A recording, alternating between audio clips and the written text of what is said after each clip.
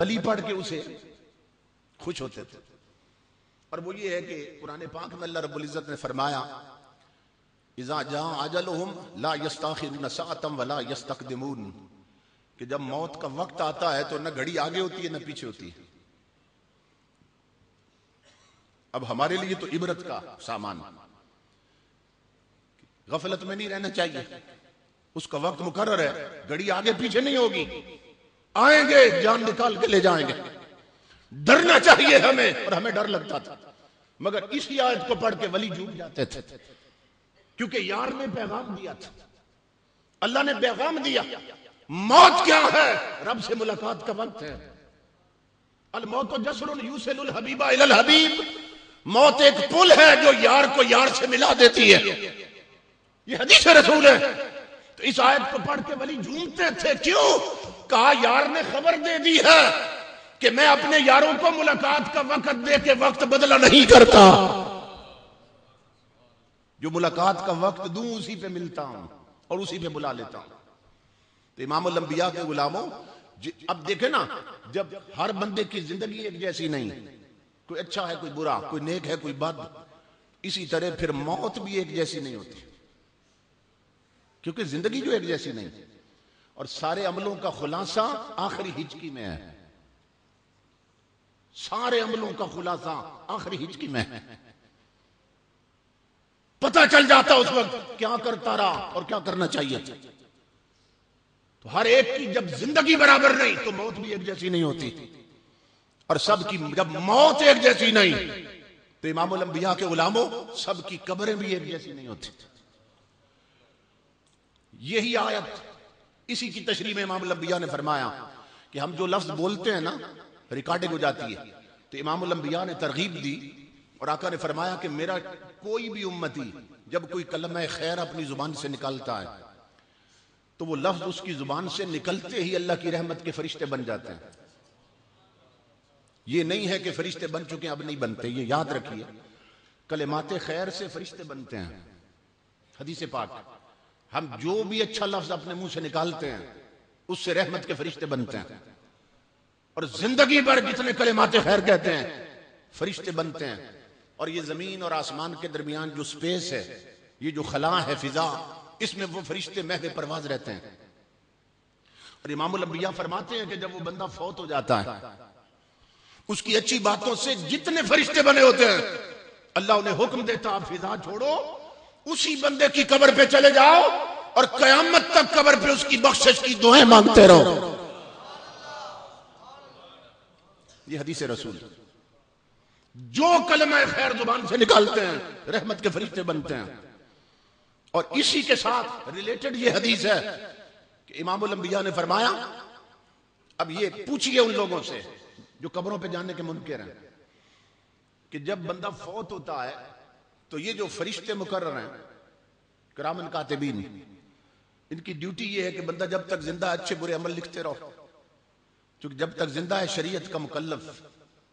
فوت ہو گیا تو دار العمل سے نکلا، اب مکلف نہ رہا شریعت، تو انہیں چھٹی مل جاتی ہے.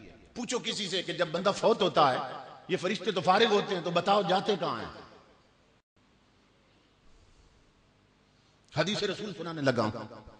یہ فرشتے کہاں جاتے ہیں؟ امام الانبیاء فرماتے ہیں یہ فرشتے عرض کرتے ہیں مولا جس بندے پہ ہماری اپوائنٹمنٹ تھی، ہم مقرر تھے اور ہمارا تقرر تھا، وہ بندہ قبر میں چلا گیا، عمل کی دنیا سے نکل گیا، ہم فارغ ہو گئے، تو کیا اجازت ہے ہم آسمانوں میں آ سکتے ہیں؟ حدیث پاک میں اللہ فرماتا ہے نہیں، آسمان تو میرے فرشتوں سے بھرے ہیں. یہ کرامن کاتبین انہیں جواب دیتا ہے آسمان تو فرشتوں سے بھرے. ایمان سے بتائیں دو فرشتوں کی بھی جگہ نہیں، مگر دیکھنا بھیجنا کہاں چاہتا ہے. یہ کرامن کاتبین پھر عرض کرتے ہیں مولا آسمان تیرے تو زمین بھی تو تیری، تو پھر کیا اجازت ہے زمین پہ رہ سکتے ہیں؟ اللہ فرماتا نہیں، آبادیاں میرے بندوں سے بھری ہیں. کرامن کاتبین عرض کرتے ہیں پھر مولا ہم کدھر جائیں؟ نہ آپ بندوں کے ساتھ رہ سکے نہ فرشتوں کے ساتھ، کدھر جائیں؟ اللہ فرماتا ہے تمہیں جگہ میں بتاتا ہوں. اب حدیث قدسی کے لفظ سنیے. اللہ فرماتا ہے کرامن کاتبین قوما علی قبر عبدی فسبحانی وحللانی وکبرانی الی یوم القیامت واکتباہ لعبدی. اے کرام الکاتبین اسی غلام مصطفیٰ کی قبر پہ چلے جاؤ، قیامت تک اس کی قبر پہ کھڑے ہو کر کلمہ شریف کا ورد کرتے رہو۔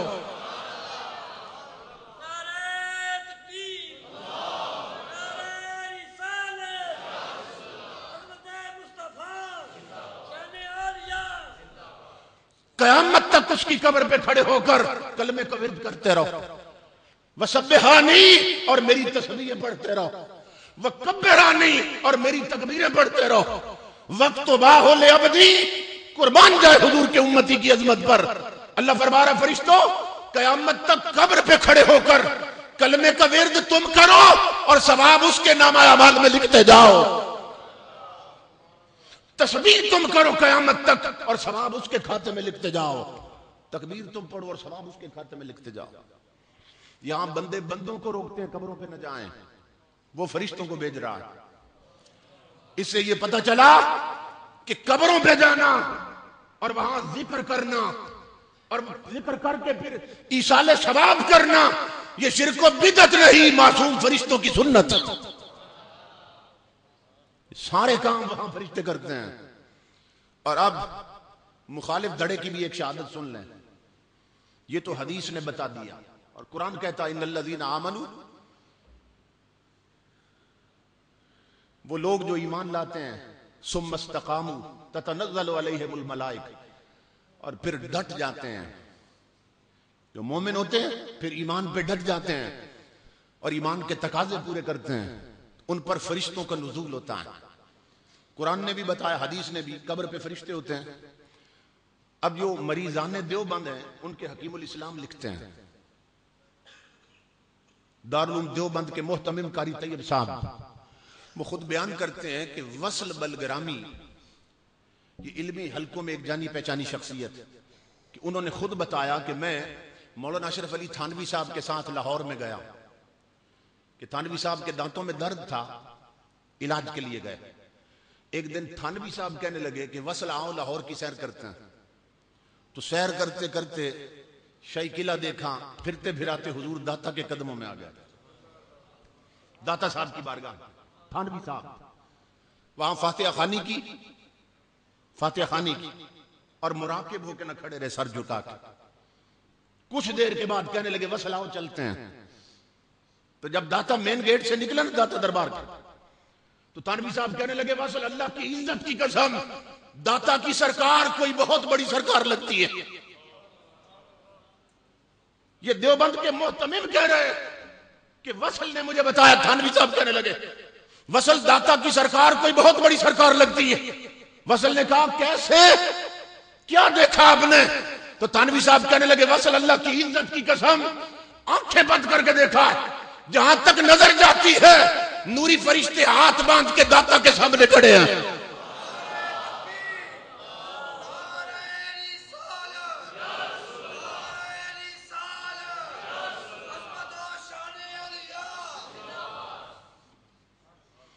کہ کون سے فرشتے تھے؟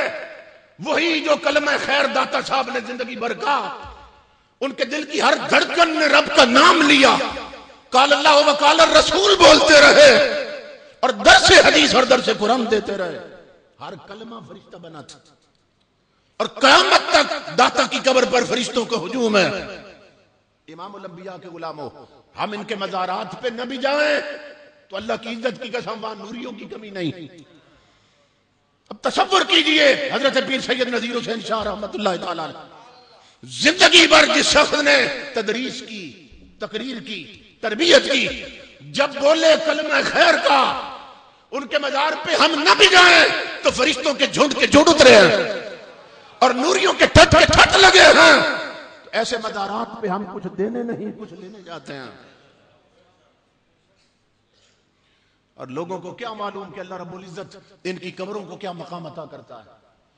میں کسی مجذوب کی بات نہیں کر رہا ہوں، آپ کے دیوانے کی بڑھ ہے۔ حضرت مجدد الافسانی فرماتے ہیں کہ جن کے بارے میں اقبال نے کہا حاضر ہوا میں شیخ مجدد کی لحد پر، وہ خاک کے ہے زیر فلک مطلع انوار۔ عقیدہ دیکھیے اقبال کا، وہ مجدد افسانی جو عالموں کے امام، عارفوں کے امام اور امام الانبیاء کی امت کے مجدد، وہ فرماتے ہیں میرے رب نے مجھے یہ عزت دی ہے، میرے مرنے کے بعد اگر میری قبر کی مٹھی مٹی لے کر کسی گناہگار کی قبر پہ رکھ دی گئی تو اس کی بھی بخشش ہو جائے گی۔ لوگ کہتے ہیں قبروں میں کیا رکھا ہے، تمہیں تو ان کی قبروں کی مٹی کی عظمت بھی سمجھ نہیں آ سکتی۔ اللہ رب العزت نے اس مٹی کو کیا مقام دیا۔ تاجدار کائنات کے غلاموں، اب یہ تو ہے قبر کے باہر کا حال کہ فرشتوں کے ہجوم ہیں، اب اندر کا حال دیکھیے۔ اب ہم جیسے تو کہہ سکتے ہیں ہمیں کیا جو تربت پہ میلے رہیں گے، تہے خاک ہم تو اکیلے رہیں گے، کہ وہ تو ہم جیسے لوگ اکیلے رہتے ہیں۔ اور ان کا حال کیا ہے؟ جب تیری یاد میں دنیا سے گیا ہے کوئی، جان لینے کو دلہن بن کے قضا آتی ہے۔ قبروں کا حال کیا ہے سنیے، وہ ہم جیسے چونکہ نہ تھے، ان کی زندگی شریعت کے سانچے میں ڈلی تھی۔ ہم سوتے رہے وہ راتوں کو روتے رہے، ہم ناول پڑھتے وہ مصطفیٰ کا قرآن پڑھتے تھے، ہم فلمیں تکتے تھے ان کے سر گریا سجدے میں گر کر گریا کرتے تھے، خوف خدا میں آنکھوں کے کٹورے چھلکتے رہتے تھے۔ تو جب زندگی ہم جیسی نہ تھی تو قبر کی اندر کی برزخی زندگی کیسی ہوگی؟ اب سنیے، حضرت با یزید بستامی قبر میں گئے، کسی بزرگ کو ملے خواب میں، اس نے پوچھا قبر میں کیا بنی؟ فرمایا فرشتے آئے تھے، آ کے کہنے لگے مر ربک، تیرا رب کون ہے؟ تو میں نے کہا کہ تم کون ہو؟ پہلے اپنا تعارف کراؤ۔ یہ کوئی طریقہ ہے؟ تمہیں معلوم نہیں جب کسی کے پاس جائیں تو میرے رسول کی سنت کیا ہے؟ پہلے اس سے السلام علیکم کہتے ہیں۔ قبر میں فرشتوں کو سنتیں سکھا رہے ہیں، کہا پہلے اسے السلام علیکم بولتے ہیں۔ لیٹا تھا اور قبر میں آ گیا اور کہتے ہیں رب کون ہے؟ یہ کوئی طریقہ ہے؟ باہر جاؤ پہلے سلام دو، یہ میرے یار کی سنت، پھر جواب دیتا ہوں۔ فرشتوں نے کہا بات تو ٹھیک کہتے ہیں۔ قبر سے نکلے، ہاں جی السلام علیکم، فرمایا وعلیکم السلام، اب بتاؤ کیسے آئے؟ کہنے لگے جی ڈیوٹی لگی ہے۔ فرشتے ہر قبر میں آتے ہیں، ڈیوٹی یہ ہے، پوچھتے ہیں مر ربک، بتائیے رب کون ہے؟ آپ نے فرمایا مجھے ایک بات کا جواب دو، یہ جو تم نے السلام علیکم سلام دیا مجھے، مومن سمجھ کے دیا یا کافر سمجھ کے؟ کیونکہ شریعت میں کافر کو سلام کہنا منع۔ فرمایا مومن سمجھ کے دیا یا کافر سمجھ کے؟ فرشتوں نے کہا جی مومن سمجھ کے۔ فرمایا تو پھر مومن تو وہی ہوتا ہے جو اسے مانتا ہے، مومن تو وہی ہوتا ہے جو اسے مانتا۔ پھر سوال کر رہے ہو کہ رب کون؟ اچھا ایک بات کا جواب دو فرشتوں، کہ اگر میں کہہ دوں میرا رب اللہ ہے اور تم لوٹ کے جاؤ اور رب کہہ دے با یزید میرا بندہ نہیں ہے، تو میری مانو گے یا رب کی مانو گے؟ حضرت با یزید فرشتوں سے فرما رہے ہیں میری مانو گے یا رب کی؟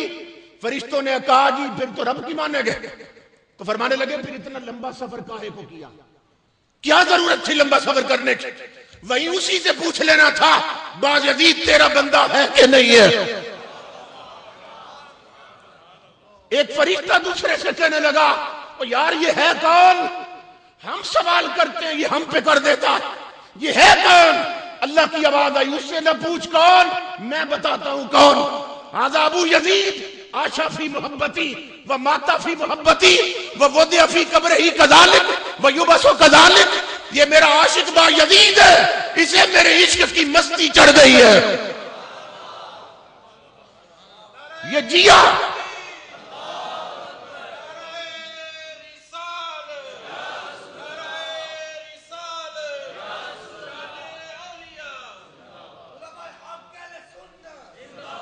یہ میرا عاشق ہے با یزید، اسے میرے عشق کی مستی چڑھی ہے، اسی مستی میں زندگی گزاری اس نے، اسی نشے میں قبر میں اترا ہے۔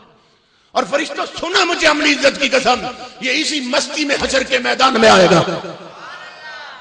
ان سے نہ پوچھو کون ہے، مجھ سے پوچھو یہ کون ہے۔ کچھ ایسے ہیں جن کا حال یہ ہوتا ہے، کیا سب کا حال یہ ہوتا ہے؟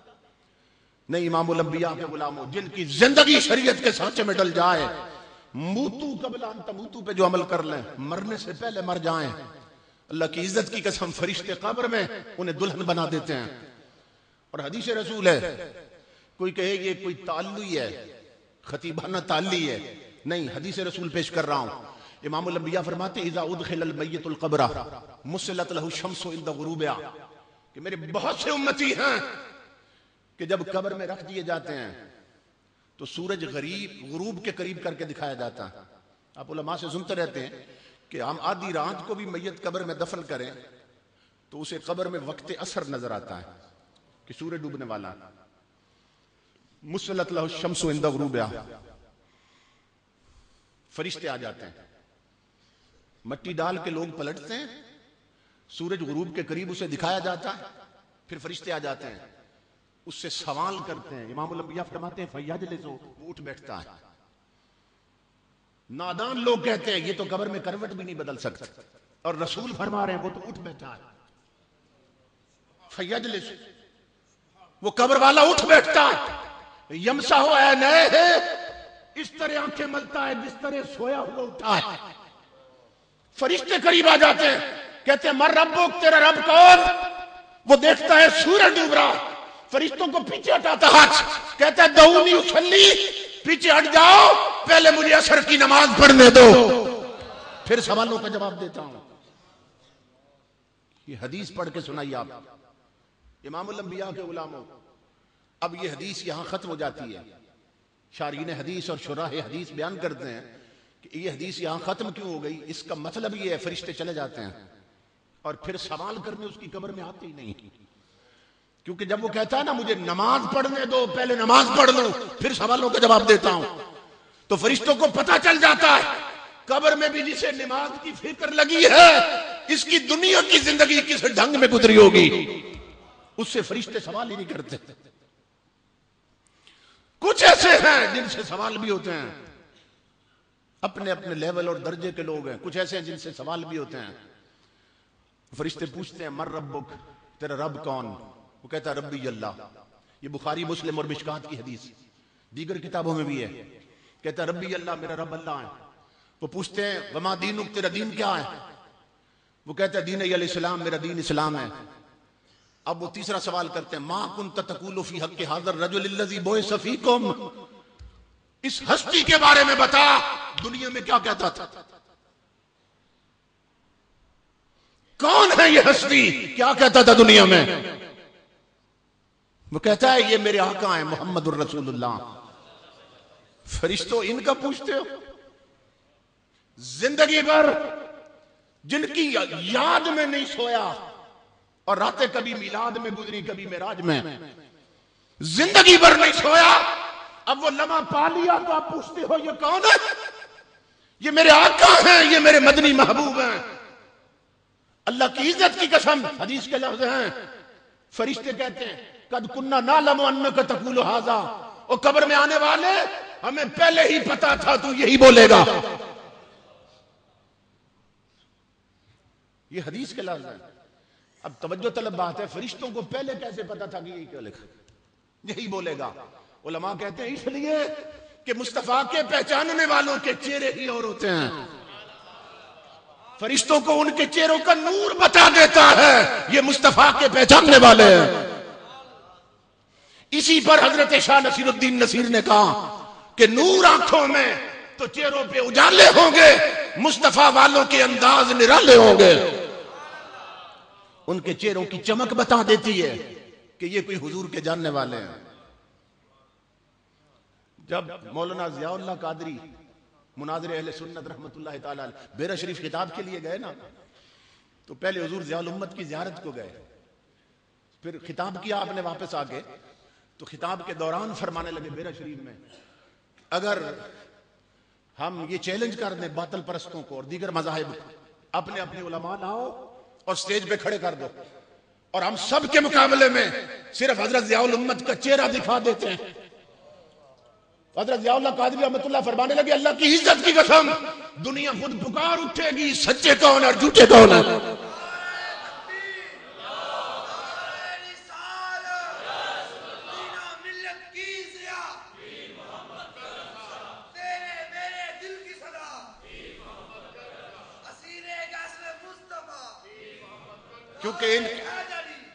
کیونکہ ان کے چہروں کی چمک بتا دیتی ہے یہ حضور کے پہچاننے والے ہیں۔ فرشتے کہتے ہیں ہمیں پہلے ہی پتا تھا تو یہی بولے گا. اچھا نام پیارے تو نے پہچان لیا حضور کو, اب سو جا. حدیث اٹھا کے دیکھ لیں, پہلے صرف اتنا کہتے ہیں نام سو جا. جب فرشتے کہتے ہیں نا نام سو جا پیارے تو کامیاب ہو گیا, وہ کہتے ہیں فرشتوں کیسی بات کرتے, جس لمحے کو پانے کے لیے زندگی بھر نہیں سویا, اب وہ یار تک لیا تو اب سو جاؤں, اب وہ محبوب مل گیا اب کیسے سو جاؤں.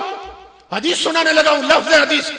وہ کہتا ہے ارجو الی اہلی فاخبرہم, فرشتوں میں نہیں سو رہا ہوں, میں تو گھر جا رہا ہوں تاکہ گھر والوں کو بتاؤں ماں زندگی بھر جس پہ درود پڑا وہ قبر میں جلوہ گر ہو گئے ہیں, میں ان کا دیدار کر آیا ہوں, مجھے دیدار مصطفیٰ ہو گیا.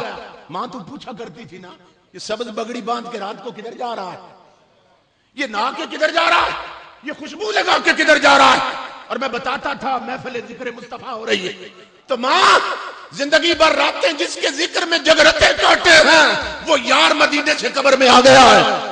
میں خبر دوں گھر والوں کو میں دیدار مصطفیٰ کر کے آیا ہوں. ارجو الی اہلی فاخبرہم, میں گھر جا رہا ہوں تاکہ انہیں خبر دوں. امام الانبیاء کے غلاموں یہ حدیث رسول ہے. اب توجہ طلب بات یہ ہے کہ جب وہ کہتا ہے میں گھر جا رہا ہوں کہ گھر والوں کو خبر دوں, تو اسے قبر پہ پڑی ہوئی مٹی نظر نہیں آتی, اوپر چنی ہوئی اینٹیں نظر نہیں آتی, پھر کیوں کہتا ہے میں گھر جا رہا ہوں؟ اس قبر والے کو پتا چل چکا ہے میں نے مصطفیٰ کو پہچان لیا, اب اگر میں گھر جانا چاہوں تو یہ دیواریں مجھے روک نہیں سکتی, اس لیے کہتا ہے میں گھر جاتا ہوں. جب وہ کہتا ہے نا گھر جاتا ہوں تاکہ انہیں خبر دوں, اب فرشتوں کو پتا چلتا ہے کس درجے کا بندہ ہے. اٹھا لے حدیث, فرشتوں نے پہلے صرف اتنا کہا تھا نام سو جا, جب اس نے کہا نا میں گھر جاتا ہوں خبر دینے کے لیے, اب فرشتوں کو پتا چلتا ہے یہ تو گھر جانے کی بھی طاقت رکھتا, اس درجے کا عاشق رسول ہے. اب فرشتے بدل دیتے ہیں جملہ, اب کہتے ہیں نم کا نومت العروس, وہ چل پیارے ایسے سو جا جیسے دلہن سوتی. پہلے صرف اتنا کہا تھا سو جا, اب کہتے ہیں ایسے سو جا پیارے جیسے دلہن سوتی ہے. یہ کیوں کہا دلہنوں کی طرح سو جا؟ کیا دلہن بھی سوتی ہے؟ بولیے, کہ پہلی رات کی دلہن سوتی ہے؟ اسی لیے فرشتے کہہ رہے کہ اب اس نے چہرہ مصطفیٰ دیکھ لیا, اب یہ یوں نہیں سوئے گا, اسے کوئی لالچ دے تو یہ سوئے گا. اسے کہتے ہیں پیارے دلہنوں کی طرح سو جا, جس طرح دلہن کو معلوم ہے میں کسی کی ہو گئی, اب میرے کمرے میں سوائے خامد کے کوئی نہیں آئے گا, تو بھی دلہنوں کی طرح سو جا کہ اب تیری قبر میں مصطفیٰ کے بغیر کوئی نہیں آئے گا.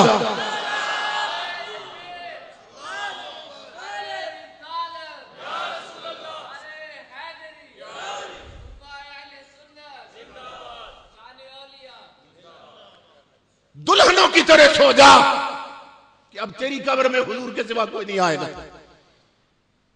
اللہ اکبر. یہ جو ہے نا نم کا نومت العروس, عروس کہتے ہیں دلہن کو, عریس کہتے ہیں عربی میں دولہے کو, اور عرس کہتے ہیں شادی کو. اسی لیے ولیوں کی وفات کے دن پر ہم عرس مناتے ہیں. یہ سیلف میڈ نہیں ہے, یہ لفظ اسی حدیث سے نکلا کہ وہ ادھر عروس بن گیا ادھر عرس ہونے لگا.